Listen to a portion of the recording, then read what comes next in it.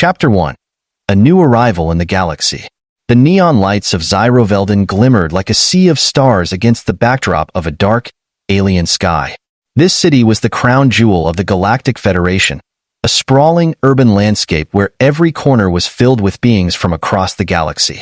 It was a place of opportunity, secrets, and danger, a city that thrived on the promise of wealth and power.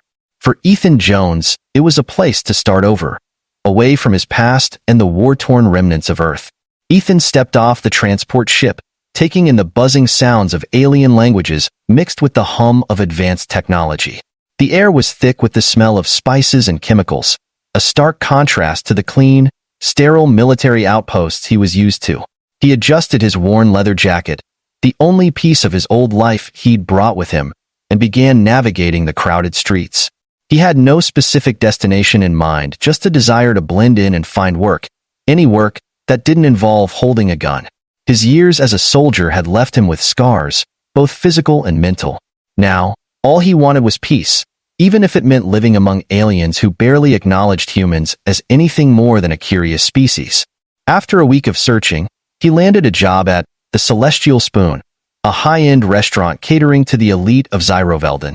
It was a popular spot for diplomats, traders, and occasionally, the wealthy criminals who ran the city from the shadows. Ethan's job was simple: serve, keep quiet, and make sure no one caused trouble. It was here he first met Lyra. Lyra was an Alterianae species known for their delicate, almost ethereal beauty. Her skin shimmered with a faint silver hue, and her large, expressive eyes held a softness that contrasted with the roughness of the city.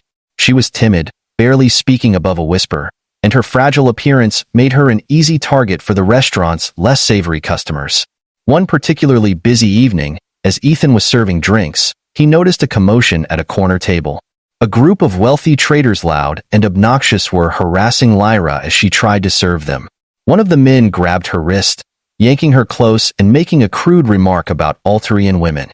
Lyra's face paled, her hands trembling, but she said nothing, too afraid to resist. Ethan's instincts kicked in. He walked over, placing a firm hand on the man's shoulder. "Let her go," he said, his voice calm but carrying the weight of authority. The man, a burly alien with 3 eyes and a mean streak, glared at Ethan, clearly not used to being challenged. "Mind your business, human," the alien sneered, tightening his grip on Lyra's wrist. "It is my business," Ethan replied, his eyes cold and unwavering. "Let her go, or you'll regret it." There was a tense silence. The other patrons stopped to watch, and for a moment, it seemed like the alien would lash out. But something in Ethan's gaze made him think twice. With a grunt, he shoved Lyra away and muttered a threat under his breath before slinking back to his table. Lyra stumbled, but Ethan caught her, his hands gentle as he helped her regain her balance. "Thank you," she whispered, tears brimming in her eyes. It was the first time Ethan saw her smile, a fragile thing that seemed ready to break at any moment. From that day on, a silent understanding grew between them. Ethan noticed how Lyra's eyes would light up slightly whenever he entered the kitchen or passed by her station. She started asking him small questions about the city, about his life on Earth, and he answered as best he could, careful not to reveal too much about his past. In return, she told him about her family, the small Alterian village she had left behind, and the strange pendant she always wore around her neck, a family heirloom she never took off. As weeks turned into months, Zyrovelden began to feel less alien to Ethan. He found a small apartment on the edge of the city, away from the noise and chaos, and made it his home. Lyra became a constant presence in his life, a friend in a world where humans were still viewed with suspicion and indifference.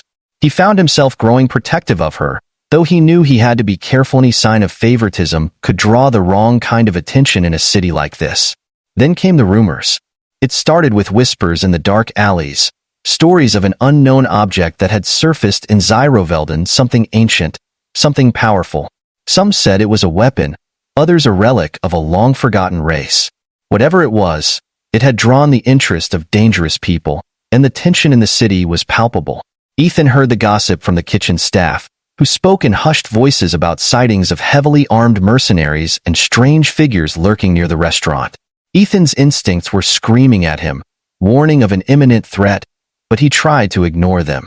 He had left that life behind, the life of a soldier, always waiting for the next battle. But everything changed one rainy evening when he found Lyra trembling in the storage room, clutching her pendant so tightly her knuckles were white. "What's wrong?" he asked, kneeling beside her. "They're watching me," she whispered, her voice barely audible over the sound of rain hitting the roof. "I don't know why, but I can feel it. They're after me." Ethan's heart sank. He had seen that look before, fear, pure and unfiltered, the kind that made people do desperate things. He knew he couldn't stay on the sidelines any longer. "We'll figure this out," he promised, pulling her close as she sobbed into his chest. He didn't know what they were after or why they were targeting Lyra, but he knew one thing for sure. He wasn't going to let anyone hurt her.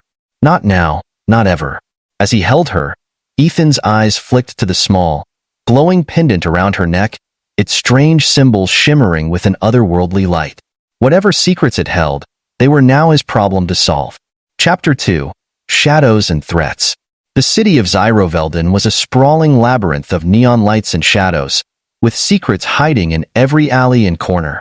The rain hadn't stopped since the night Lyra broke down in Ethan's arms, and the ceaseless downpour only added to the city's sense of foreboding. Ethan's instincts were on high alert, every fiber of his being screaming that danger was closing in. He began walking Lyra home after every shift, making sure she was safely inside before retreating to his own apartment. But even that didn't feel like enough. Ethan's curiosity about Lyra's pendant grew with each passing day. She refused to take it off, even when she slept, and whenever he asked about it, she grew evasive. The pendant had an odd, otherworldly glow that seemed to pulse in sync with her emotions, and Ethan couldn't shake the feeling that it was somehow connected to the trouble they were in. He tried researching it on his own, visiting alien libraries and back-alley information brokers, but came up with nothing. The symbols on the pendant were ancient, older than any records he could access. Then, one night, everything changed. Ethan was walking home after his shift, drenched to the bone from the rain, when he noticed a shadow following him.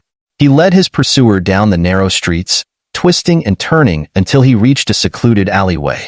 He stopped and waited, the sound of his own heartbeat echoing in his ears. The figure stepped into the dim light, a tall, muscular alien with cold, predatory eyes. Ethan's hand instinctively moved to his side, where his old combat knife was hidden beneath his jacket. "You're wasting your time," the alien said in a gravelly voice, his three eyes focusing on Ethan with unnerving precision. "We know about the girl. We know about the pendant. Hand her over, and we might let you live." Ethan's blood ran cold. Whoever this alien was, he knew far too much. "I don't know what you're talking about," Ethan lied, his voice calm and steady. "I don't know anything about a pendant." The alien's lip curled into a sneer. "Do you think we're fools, human? The pendant is a key to technology your primitive kind can't even begin to understand. If you're smart, you'll stay out of our way. But if you insist on protecting her, well, I'll enjoy taking you apart." Before Ethan could react, the alien lunged, a flash of steel in his hand.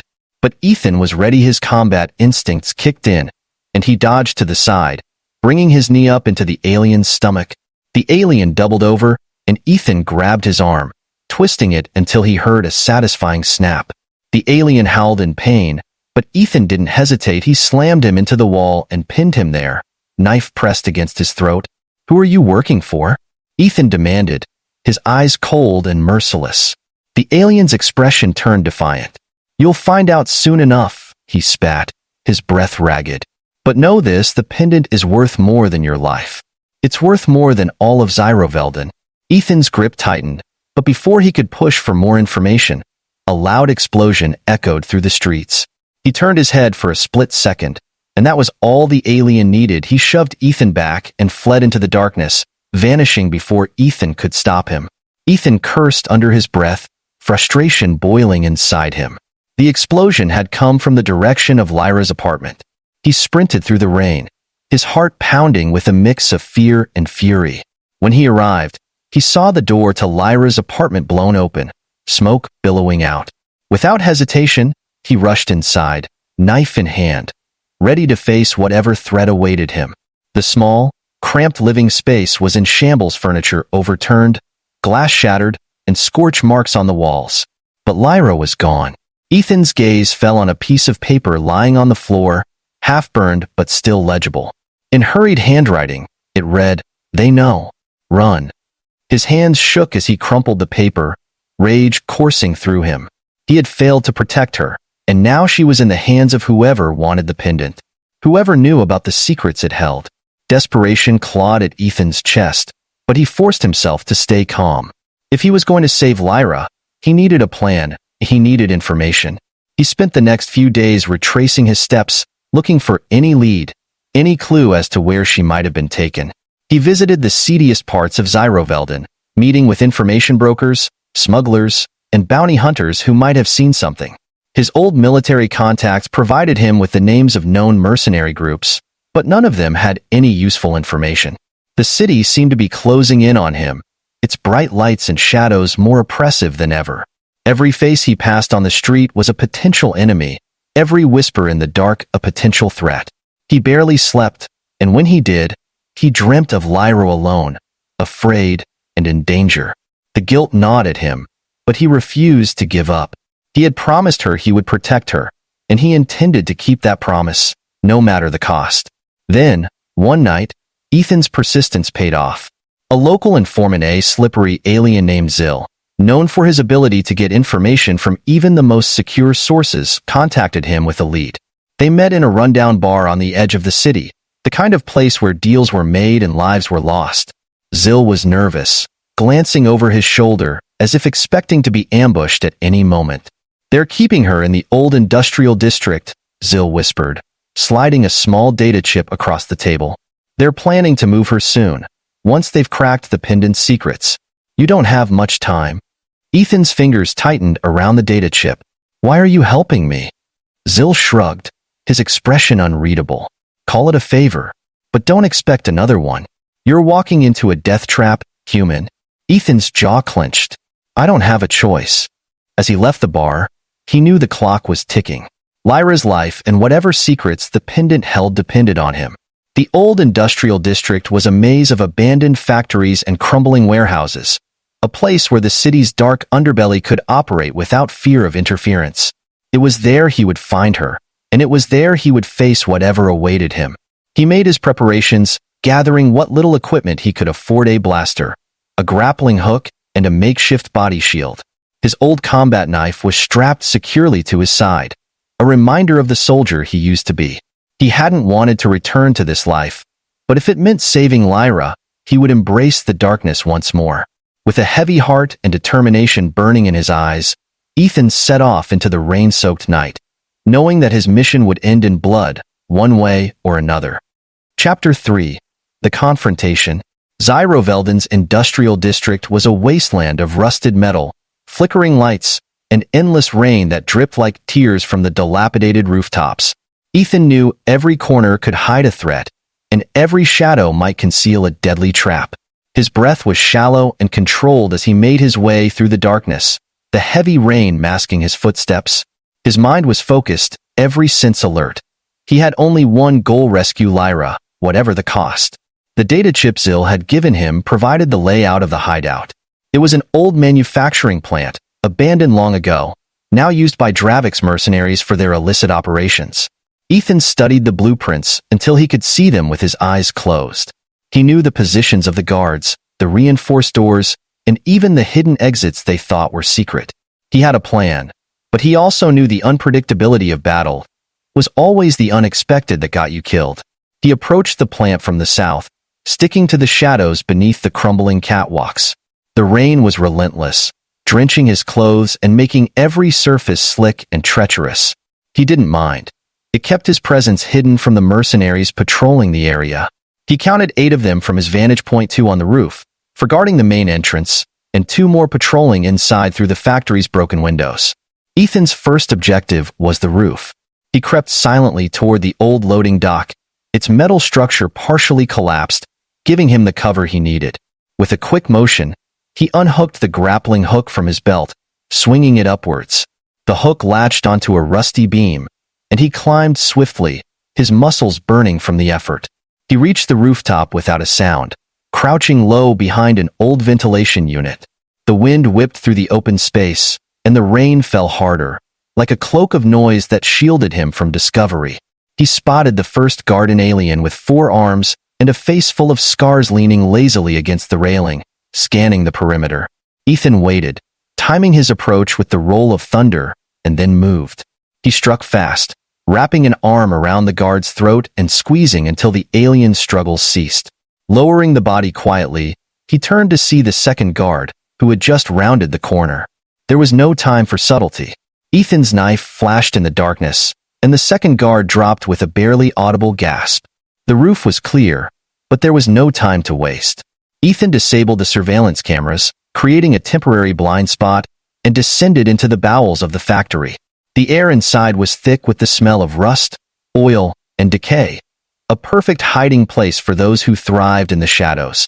His steps were careful and deliberate as he moved through the twisting maze of metal and machinery. As he made his way deeper into the factory, Ethan's senses were on high alert. Every creak of metal, every drop of water, every distant echo set his nerves on edge. He knew he was running out of time. Lyra was somewhere in this dark maze, and he had to find her before Dravik decided she was no longer useful. He passed through narrow corridors, avoiding the patrols, until he reached the lower levels where Zill's information had indicated Lyra was being held. And then he heard it, Lyra's voice, pleading and desperate. "Please, I don't know anything. It was just my mother's pendant. I don't know what it means." Ethan's blood boiled as he approached the source of her voice, crouching behind a stack of metal crates. He peeked around the corner and saw her, tied to a chair in the center of a large storage room. The space was dimly lit, the only illumination coming from a flickering overhead light that cast long shadows over the damp, concrete floor. Lyra's eyes were wide with terror, her silver skin pale, and her delicate features contorted in fear. Dravik, the mercenary leader, stood before her, holding the pendant and examining it with a cruel, calculating gaze. "This pendant is the key to a power far beyond your comprehension, girl," Dravik growled, his voice dripping with disdain. "You will tell me how to unlock its secrets, or you'll wish you had never been born." Lyra's eyes filled with tears. "I don't know. My mother never told me. Please, I'm telling the truth." Ethan's grip on his blaster tightened. He couldn't wait any longer. His body moved before his mind could fully process the decision. He stepped out from behind the crates, aiming carefully, and fired a shot that hit Dravik's hand, sending the pendant clattering to the floor. Lyra gasped, hope igniting in her eyes as Ethan charged into the room, his blaster blazing. Dravik roared in fury, clutching his bleeding hand, as his mercenaries sprang into action. Ethan moved with a deadly precision born from years of combat experience. He fired off 3 quick shots, dropping 2 mercenaries before diving behind a massive storage container. Plasma bolts tore through the air, striking the metal with sizzling sparks. He needed to create distance, find a better angle, but the mercenaries were closing in, and they had the advantage of numbers. He rolled to the side just as a mercenary rounded the corner, tackling the man to the ground and disarming him with a brutal twist. The mercenary's head hit the concrete with a sickening thud, and Ethan grabbed his discarded plasma rifle, using it to return fire as he advanced. He could feel the heat of the plasma bolts as they streaked past him, but he didn't stop. His world had narrowed to one focus: reach Lyra, protect her, save her. Dravik's voice cut through the chaos. "You're a fool, human. Do you really think you can take us all down alone?" Ethan didn't respond. He kept moving, kept fighting, his body a blur of motion. He took down another mercenary with a well-aimed shot to the chest, then ducked as another's plasma bolt grazed his cheek, burning a line of pain across his skin. He was outnumbered, outgunned, and bleeding, but he refused to slow down. He couldn't afford to. Lyra's life depended on him. With a roar of rage, Dravik charged at him, a wickedly curved blade in his hand. Ethan met him head-on, their weapons clashing in a shower of sparks. The force of the impact jarred Ethan's arm, but he held his ground, blocking and countering each of Dravik's savage strikes. The alien was strong, too strong, and Ethan could feel himself being pushed back, step by step, toward the wall. He had to change the momentum. With a desperate move, Ethan ducked low, avoiding a killing blow, and drove his shoulder into Dravik's chest, sending the alien stumbling backward. But before he could press the attack, a mercenary blindsided him, tackling him to the ground. They grappled in the dirt and grime, fists and weapons clashing in a brutal struggle for survival. Ethan's vision blurred as he was struck across the face, the taste of blood filling his mouth, but he didn't relent. He twisted, slamming the butt of his blaster into his attacker's head and scrambling to his feet. Then he saw a flash of movement out of the corner of his eye. One of the remaining mercenaries had aimed at Lyra, who was trying to free herself from the chair. Ethan didn't think, he threw himself in front of her, just as the mercenary fired. The plasma bolt hit him square in the chest, followed by a second and third, each impact sending waves of agony through his body. He fell to his knees, his strength draining away, but he managed to turn and fire one last shot, hitting the mercenary before he could fire again. Ethan's body crumpled to the ground, his vision fading, but he forced himself to stay conscious. He had to make sure Lyra was safe. Through the haze of pain, he saw her rise, eyes wide with shock, her hands finally free of the restraints. She dropped to his side, her face a mask of anguish. "Ethan, no!" she cried, pressing her hands against his wounds, her tears mixing with the rain that dripped through the cracks in the ceiling. "Don't leave me, please." Ethan's breaths came in ragged gasps, each one harder than the last. "Get out," he managed, his voice barely a whisper. "You're safe now." As the darkness closed in, he felt her hands gripping his, a desperate lifeline in the cold void. He wanted to tell her everything would be all right, that he had done what he needed to do, but the words wouldn't come.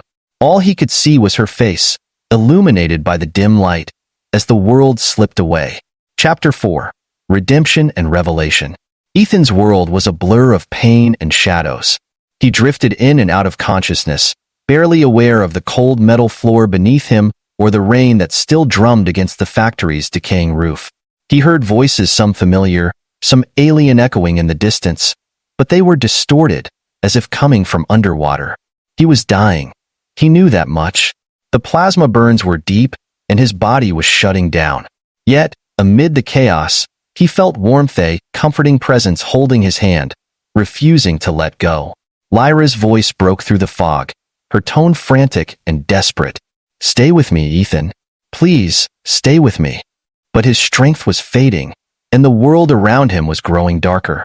He managed to open his eyes for a brief moment, just long enough to see her tear-streaked face hovering above him. He wanted to tell her that everything would be okay, that she was safe, but his mouth refused to form the words.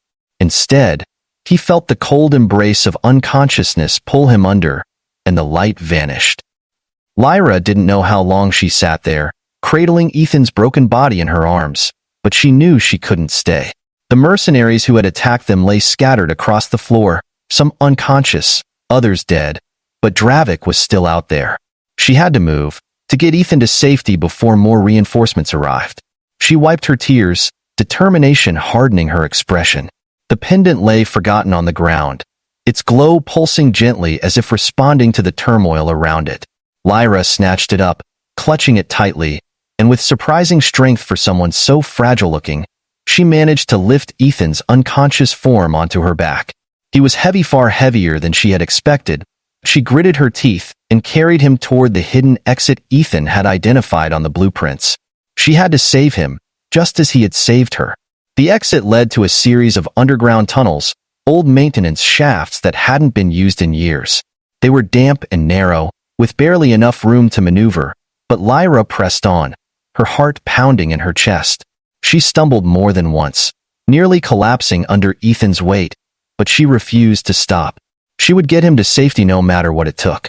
Hours later, as dawn broke over Zyrovelden, Lyra emerged from the tunnels into the outskirts of the city. She was exhausted, her entire body aching, but she kept going, dragging Ethan to the one place she thought they might find help: the sanctuary, a hidden refuge for those who had nowhere else to go. It was run by the Altarian outcasts, those who had been forced from their homes and found themselves lost in the Federation's sprawling cities. Lyra had never been to the sanctuary before, but she had heard stories of its healing technology, its ability to save those on the brink of death. She prayed that the stories were true. The Altarian guardians, who guarded the sanctuary's entrance, took one look at Ethan's condition and immediately moved to assist. They whisked him away to the infirmary, while Lyra was left to pace anxiously in the waiting room, her heart heavy with fear. Hours turned into days. Lyra barely slept, barely ate, her every thought focused on Ethan's recovery. She stayed by his side, watching as the advanced Altarian medical technology worked its miracles. She watched as the healers used glowing instruments to seal his wounds, as they injected him with regenerative compounds that made his broken body whole again. The sight of his chest rising and falling with steady breaths was the only thing that gave her hope. She kept the pendant close, studying its markings in the silence of the waiting room. It had caused so much pain and suffering, yet it was the only link she had to her past. Her mother's words echoed in her mind, words she had never understood until now.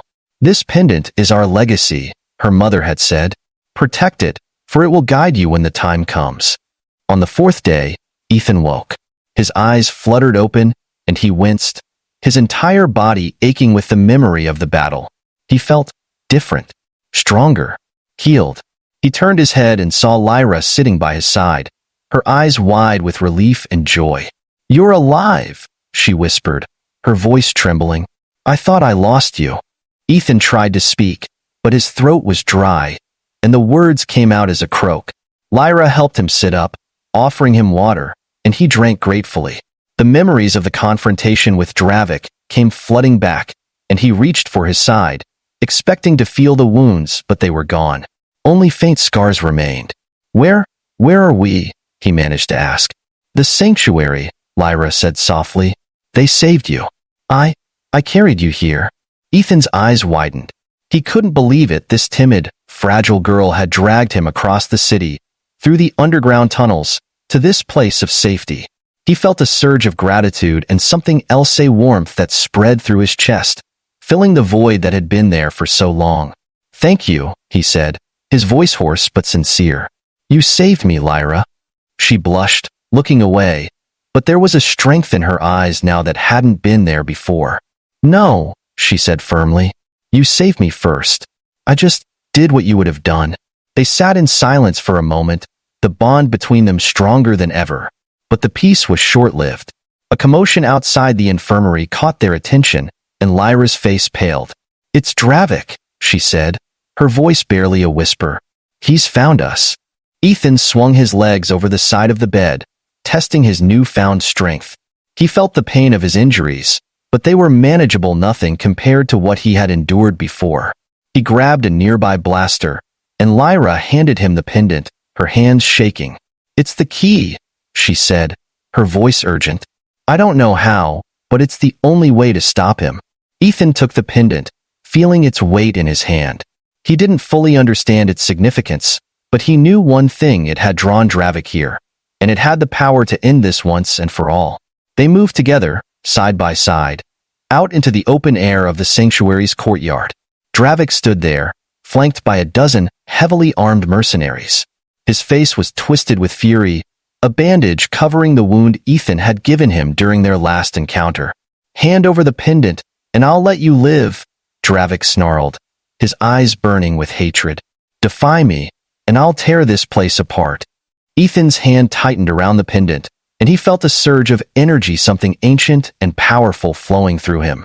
He looked at Lyra, and she nodded, her expression fierce and determined.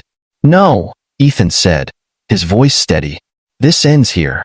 Dravik's roar of rage was drowned out by a blinding flash of light as Ethan activated the pendant. A shield of pure energy erupted around them, deflecting the mercenaries' attacks and sending them sprawling. The pendant pulsed with power, reacting to Ethan's will, and he pushed forward, feeling invincible. Dravik's forces were no match for the ancient technology. In moments, the battle was over, and the mercenaries lay defeated. Dravik, beaten and humiliated, fled into the darkness, his threats echoing in the night.